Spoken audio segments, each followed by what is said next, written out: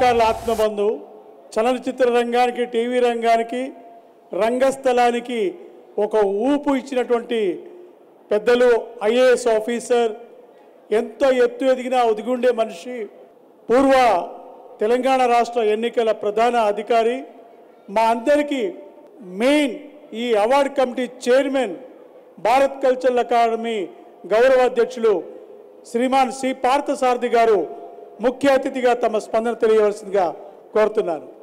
వారి స్పందన అయిన తర్వాత సాయి కుమార్ గారి సత్కారం. संदीप को राम राम राम राम चौकत माचा నేను ఆదిలాబాద్ జిల్లాలో పనిచేశాను. 95, 96 2.5 సంవత్సరాలు నేను ప్రాజెక్ట్ డైరెక్టర్గా చేశాను.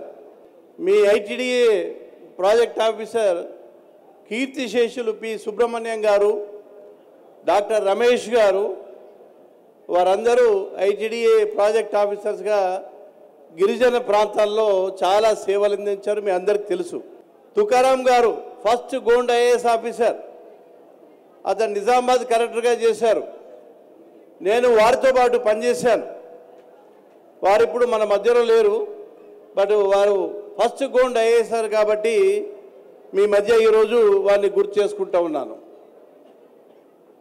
ఏ ప్రాంతంలో అయితే నడయాడాడో, ఏ ప్రాంతంలో అయితే పోరాటం సాగించాడో, ప్రాణం త్యాగం చేశాడో, ఒక చరిత్రలో ఒక సువర్ణాధ్యాయాన్ని గిరిజనుల కోసం, తన కోసం ఒక అధ్యాయాన్ని సృష్టించాడో చరిత్రలో, ఆయన పేరు మీద ఏర్పాటు చేసిన జాతీయ పురస్కారం ఈరోజు మన ఆసిఫాబాద్ నడిబొడ్డున జిల్లా పేరు కొమరం భీం మనం పెట్టుకున్నాము. అదే జిల్లా నడి ఒడ్డున ఈ అవార్డు ఇవ్వడం అనేది చాలా గొప్ప ఆనందం మాకు ఉంది, మీకు ఉంది. కొమరం భీం సినిమాని అల్లాని శ్రీధర్ మొట్టమొదటి తీశాడు. అది రిలీజ్ కాకుండా ఉండింది. సినిమా ప్రొడక్షన్ అయిపోయింది కానీ రిలీజ్ కాలే. అప్పుడే ముఖ్యమంత్రికి కొందరు గిరిజన మిత్రులు తెలియజేశారు, సినిమా ప్రొడ్యూస్ అయింది కానీ రిలీజ్ కాలేదు. అప్పుడు ప్రభుత్వం నాకు సూచనలు ఇచ్చి, కొంత ఆర్థికపరమైన అధికారాలను ఇచ్చి దాన్ని రిలీజ్ చేయవలసిందిగా కోరితే 2010లో కొమరం భీం సినిమాని మేము రిలీజ్ చేసి 50 రోజులు థియేటర్లో ఆడించాం.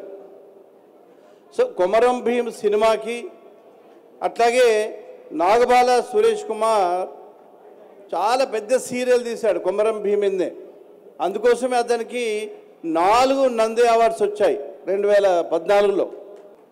సో కొమరం భీం ఈ ప్రాంతంలో జల్, జంగల్, జమీన్, జల్, జంగల్, జమీన్ ప్రకృతిపరమైన ఏదైతే వనరులు ఉన్నాయో అవి గిరిజన చేతుల్లో ఉండాలని పోరాటం చేసి ఆత్మత్యాగం చేసిన మహానుభావుడు కొమరం భీం.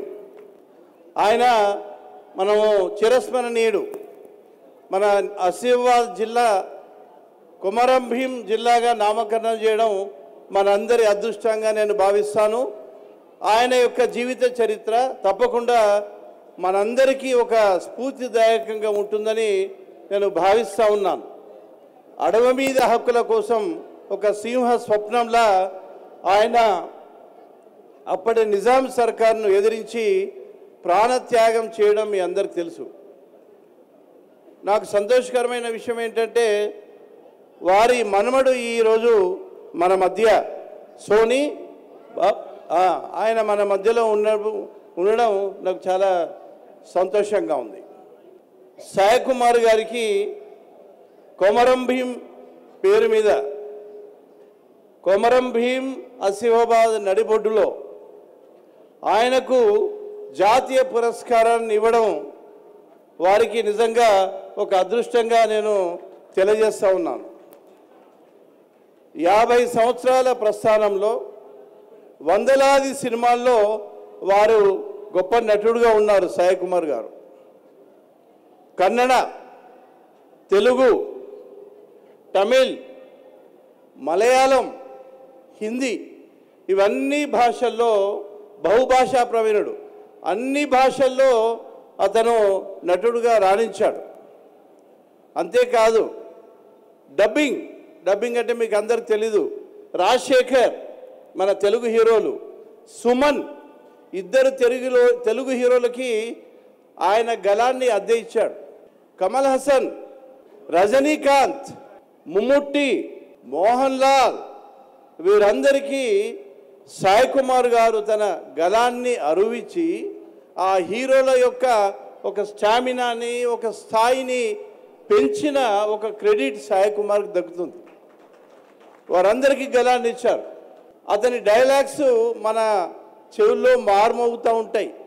చాలా వందలాది వేలాది సినిమాల్లో తన వాయిస్ ఇచ్చాడు అతను. అందుకే అతనికి ఒక బిరుదు ఇచ్చారు, dialogue king Sai Kumar. So ఆయనకి ఈరోజు మన మధ్యలో సన్మానం చేయడం, సాయి కుమార్ గారికి అవార్డు ఇవ్వాలి అనే నిర్ణయం తీసుకోవడంలో నా భాగస్వామ్యం ఉండడం, ఆ అవార్డు పురస్కారం నా చేతుల మీదుగా ఈరోజు జరగడం నేను ఒక అదృష్టంగా భావిస్తూ ఉన్నాను. వారికి సుదీర్ఘమైన ఒక ప్రయాణం, సినిమా జర్నీ ఉంది. అత్యంత ప్రభావితమైన ఒక కెరీర్ ఉంది. అలాంటి వ్యక్తికి ఈ అవార్డు ఇవ్వడం సముచితం అనే భావన నాకుంది. మీ అందరికి ఉందా? సాయి కుమార్ గారికి ఈ అవార్డు ఇవ్వడం మీ అందరికీ ఇష్టమేనా? ఓకే, ఒక్కసారి చప్పట్ల ద్వారా వారికి మనం అభినందనలు తెలియజేద్దాం. మన మధ్యలో ఇంకా ఇద్దరు కింగులు ఉన్నారు. ఆయన డైలాగ్ కింగ్ అని చెప్పుకున్నాము, ఇక్కడ మిమిక్రీ కింగ్ ఉన్నారు. శివారెడ్డి ఎవరో కాదు, మనవాడు, మన ఇంటివాడు, మన కరీంనగర్ జిల్లా వాడు. సో మనందరికీ ఆప్తుడు శివారెడ్డి. 9,000కు పైగా మిమిక్రీ ప్రదర్శనలు ఇచ్చాడు.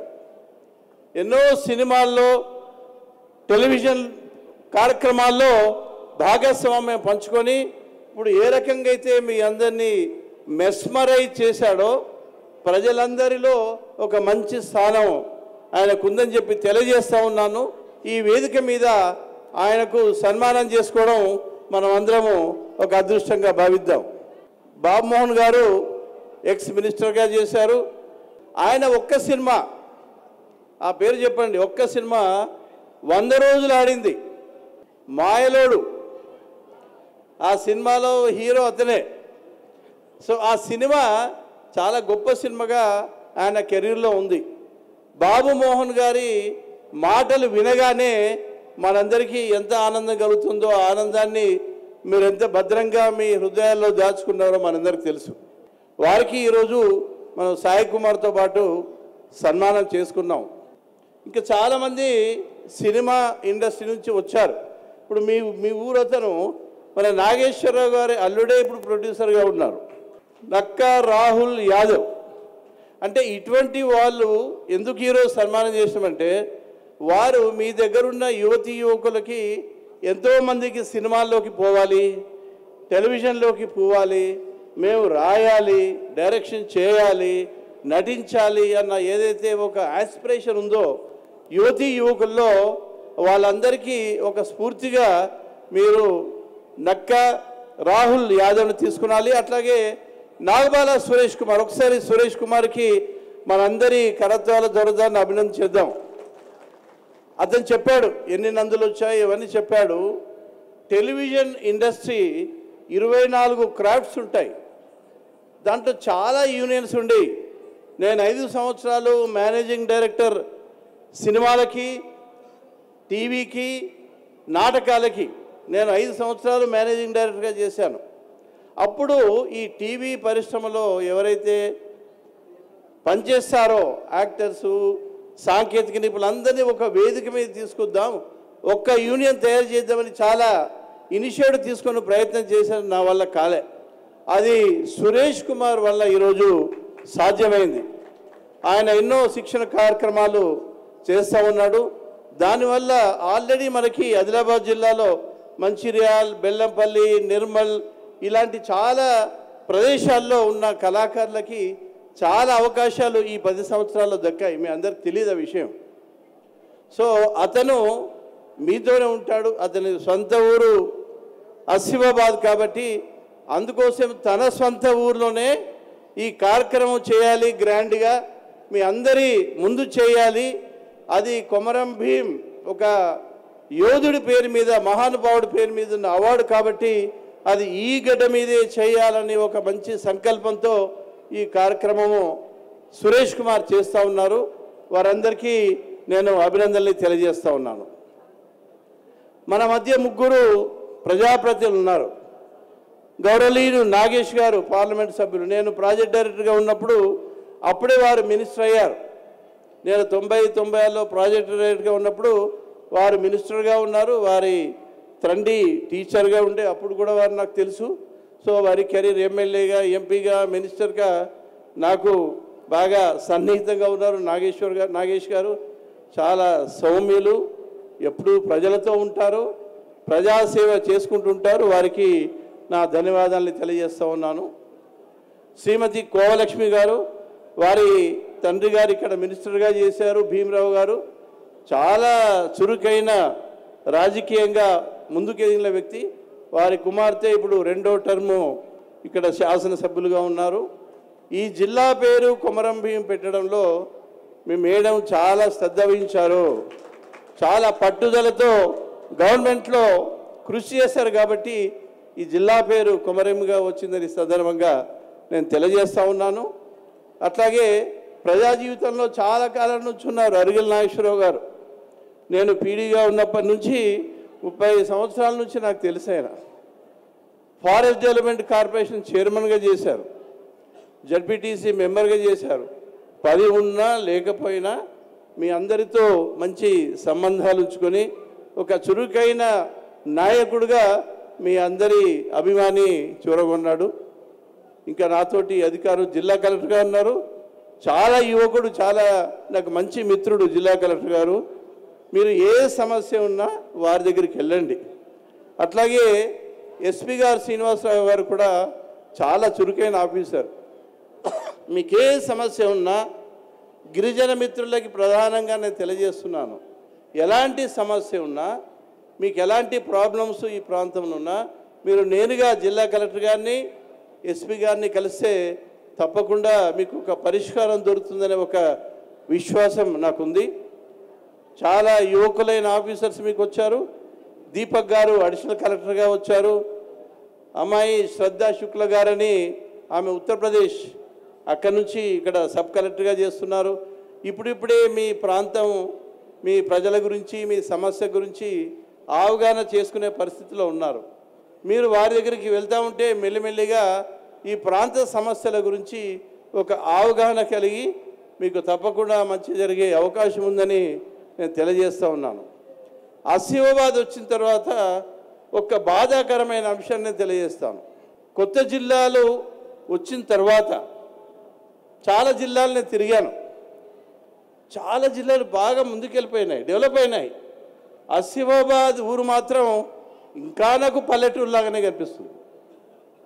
మంచిర్యాల చూడండి, మంచిర్యాలు నేను అప్పుడు టూర్ చేసేటప్పుడు చిన్న టౌన్గా ఉండేది, ఇప్పుడు చాలా ఫాస్ట్గా డెవలప్ అయింది. అందుకోసము మీరెంత చురుకుగా ఉంటే, ఎంత చురుకుగా మీరందరూ శ్రద్ధ తీసుకుంటే ఈ టౌన్ను ఇంకా బాగా అభివృద్ధి అయ్యే అవకాశాలు ఉన్నాయి, మంచి భవిష్యత్తు ఉన్నాయి. వెనుకబడ జిల్లాగా మిగిలిపోకుండా మీరు ఇంకా తప్పకుండా ముందుకు పోవాలనే ఒక ఆశాభావాన్ని నేను తెలియజేస్తూ ఉన్నాను. ఇంకా చాలామంది సినిమా ఇండస్ట్రీ నుంచి వచ్చారు. ఎట్లా వచ్చారు? సురేష్ కుమార్ తీసుకొచ్చాడు. 2 కారణాలు. ఒకటి, వారికి కొమరం భీం మీద ఉన్న ఒక గౌరవం, ఒక అభిమానం. మీరందరికీ ఆరాధ్య దైవం కాబట్టి ఆయన మీద గౌరవంతో ఈరోజు హైదరాబాద్ నుంచి ఇంత ఎండలో వేసవి కాలంలో వారందరూ వచ్చారు. వారందరికి ఒక్కసారి చప్పల ద్వారా మీరు స్వాగతం పలకండి. 2వ కారణం సురేష్ కుమార్. వాళ్ళందరినీ రిక్వెస్ట్ చేసి నేను సొంత పోలీసులో పెడతాను, ఇది వెనుకబడిన జిల్లా, మీరందరూ వచ్చి ఈ ఊర్లో కనుక ఈ కార్యక్రమం చేస్తే ఇక్కడ ఉన్న ప్రజలకి కొంత ఉత్సాహం వస్తుంది, స్ఫూర్తి కలుగుతుంది. మరొకసారి కొమరం భీం జీవితాన్ని గుర్తు చేసుకొని వారి చరిత్ర గుర్తు చేసుకొని స్ఫూర్తి పొందుతారనే ఒక మంచి ఉద్దేశంతో ఈ కార్యక్రమాన్ని ఈరోజు ఏర్పాటు చేసుకున్నారు. అందుకే నేను ఈ జిల్లాలో పనిచేశాను కాబట్టి అదే అభిమానంతో నేను మీ ముందుకు వచ్చి ఈరోజు మాట్లాడుతూ ఉన్నాను. ఇక్కడ ఉన్నవాళ్ళు ఒక 2-3 పేర్లు నేను చెప్తాను. మీరు ఇతనైతే మీ ఊరే, అరిగెల నాగేశ్వరరావు గారి మేనల్లుడు, చాలా యువకుడు, ఉత్సాహంగా ప్రొడక్షన్ హౌస్ పెట్టుకొని 4 సినిమాలు తీశారు. మసూదా, బ్రహ్మానందం ఇవన్నీ మీకు తెలిసే ఉంటాయి. ఇండస్ట్రీ నుంచి వచ్చిన వాళ్ళు శివారెడ్డి గారి గురించి చెప్పాను నేను. రామ్ సత్యనారాయణ వీరు 100 సినిమాలు తీశారు, చాలా పెద్ద ప్రొడ్యూసర్ వీరు. వారు ఎప్పుడు సురేష్ కుమార్ గారి వెనుకనే ఉంటారు. వీరికి మన కృతజ్ఞతలు తెలియజేస్తాం. ప్రత్యేకంగా హైదరాబాద్ నుంచి వారు వచ్చారు. రామ్ జగన్ గారు ఒకసారి రండి. లేదు, వాళ్ళు సినిమాలో చూస్తారు. వీరు గాంధీలాగా, గాంధీ తాతలాగా వేషం వేసి మనందరికి గాంధీలాగానే కనిపిస్తారు. బట్ చాలా సినిమాల్లో నటించారు, మంచి పేరు ప్రఖ్యాతులు సంపాదించారు. మీరు ఎవరు అనుకున్నారు? వారి పేరు రామ్ జగన్. వారు మీ ముందున్న ప్రత్యేకమైన అభిమానంతో ఇక్కడికి ఈ కార్యక్రమానికి వచ్చారు. విజయ్ కుమార్ గారు రండి. వీరి గురించి సురేష్ గారు చెప్పారు. వీరు ఉచితంగా టెలివిజన్లో పనిచేసే వర్కర్స్కి 100 ప్లాట్లు ఉచితంగా ఇచ్చాడండి. ఒకసారి చప్పట్లు కొట్టండి. అంటే టెలివిజన్ రంగంలో ఉన్నవాళ్ళు కొద్దిగా నెగ్లెక్ట్ అయినారు. సినిమా వాళ్ళకి ఎక్కువ ఇంపార్టెన్స్ ఉంటుంది, అవునా? టెలివిజన్ వాళ్ళకి ఇంపార్టెన్స్ తక్కువ ఉంటుంది, దాంట్లో ఉన్న నటులకు కానీ సాంకేతిక నిపుణులకు కానీ.